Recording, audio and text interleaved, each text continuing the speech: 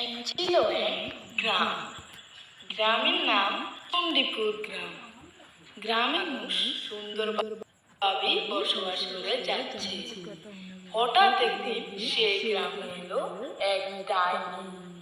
ডাইনিটি ছিল রনির পিছনে। রনি তখন তাদের দুই বোনকে ডাক দিয়ে যা বলল।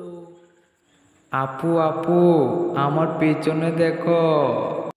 বলেই পিছন দিকে চেয়ে দেখে সে মারা গেছে। তখন দুই বোন ছুরি নিয়ে তার লাশের দিকে কাঁদতেছিল। তখন তারা ডাইনিকে মারার চেষ্টা করতেছিল।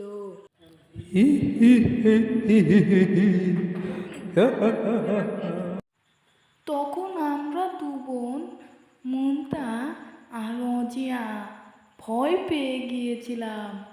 আমরা তো দেখে ওকে অনেক ভয় পেয়েছিলাম, না জানি কখন আমাদেরকেই মেরে ফেলে। এই বলে আমাদের ভিডিও শেষ করলাম।